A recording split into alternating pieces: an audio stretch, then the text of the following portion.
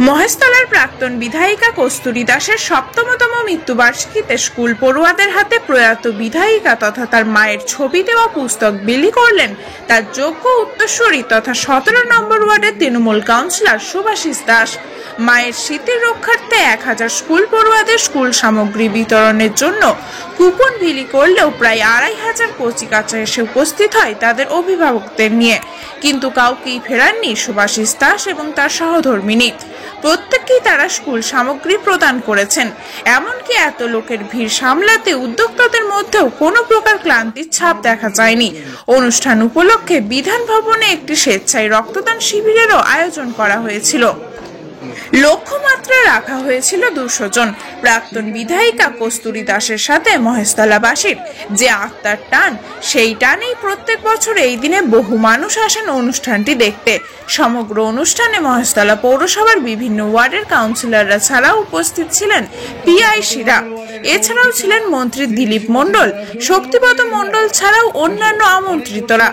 একদিকে রক্তদান শিবির, অন্যদিকে স্কুল সামগ্রী বিতরণ। এই অনুষ্ঠানের মঞ্চে দাঁড়িয়ে প্রায় সকলেই কস্তুরী দাসের সম্পর্কে দু চার কথা বলেছিলেন। সাধারণ মানুষের মনের মণিকোঠায় যে আজও প্রয়াত বিধায়িকা কস্তুরী দাস জায়গা করে রেখেছেন তা কিন্তু বলাই যায়। আসুন শুনে নেব সমগ্র অনুষ্ঠান সম্পর্কে তার সুযোগ্য পুত্র সুভাষিস দাস ঠিক কি বলেছিলেন। পাশাপাশি সিআইসি সুকান্ত বেরাও তার স্মৃতির চারণায় ঠিক কি বললেন শুনে নেওয়া যাক। আজ সম্মানীয় আমাদের বিধায়ক, মহেশতলার বিধায়ক ছিলেন কস্তুরী দাসের আজ ৭ম মৃত্যুবার্ষিকী। এই উপলক্ষে আমরা আজ বিধান ভবন থেকে প্রতি বছরের ন্যায় এবছরেও আমরা রক্তদান শিবির করছি। সঙ্গে আমরা ১০০০ ছাত্রছাত্রীদের শিক্ষা সামগ্রী বিতরণ করছি।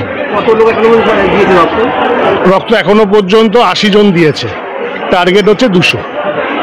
এটা যেহেতু ওনার স্মৃতির উদ্দেশ্যে দেওয়া হচ্ছে, তার জন্যই আমরা এটা চিন্তা করেছি যে যদি আমরা খাতার ওপরে যদি ওনার ফটোটা দিতে পারি তাহলে মনে হয় ভালো হবে।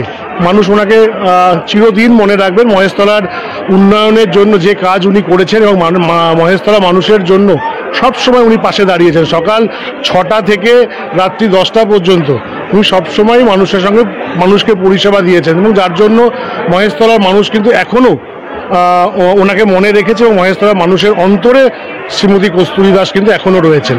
তার জন্য আমরা চিন্তা করছি খাতার ওপরে যদি ওনার ফটোটা দেওয়া যায় হয়তো ভালো লাগবে মানুষের। আপনি মুখে বলছেন যে ১০০০ ছাত্রছাত্রী, কিন্তু দেখা যাচ্ছে এখনো ১,৫-২,০০০ মানুষ কিন্তু আমি একটা কথা বলি, আমরা ১০০০ কুপন ছাপিয়েছিলাম, আমরা ১০০০ কুপন বিলি করেছি প্লাস, এবং যারা কুপন পায়নি খবর পেয়েছে যে এখান থেকে কস্তুরী দাসের স্মৃতির উদ্দেশ্যে শিক্ষা সামগ্রী বিলি করা হচ্ছে, অনেক মানুষই এসছেন বিনা কুপনে। আমরা সবাইকে দেওয়ার চেষ্টা করছি। সুভাষিস দাস, পৌরপিতা, ১৭ নম্বর ওয়ার্ড। ওনার স্মৃতির উদ্দেশ্যে একটা প্রোগ্রাম হবে, সেখানে আসবো না সেটা তো হতে পারে না। আমরা প্রতি বছরই এখানে আসি এবং এখানকার মানুষ, মহেশতলার মানুষ এখনও ওনাকে মনের মধ্যে রেখে দিয়েছে।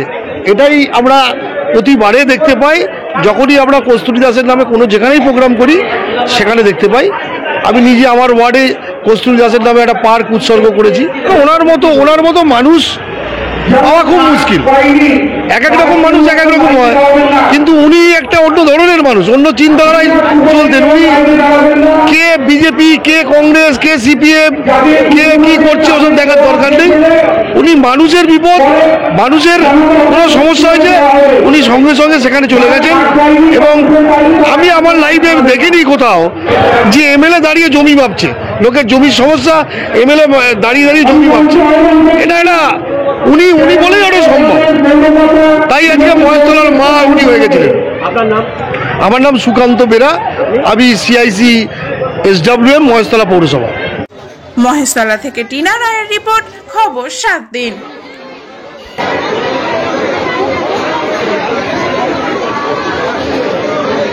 দিদি তুমি একটা দাও।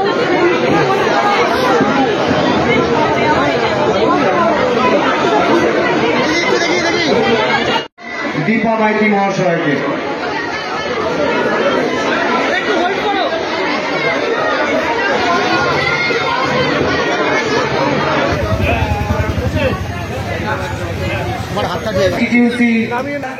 আমি ওনাকে মঞ্চে আসুন।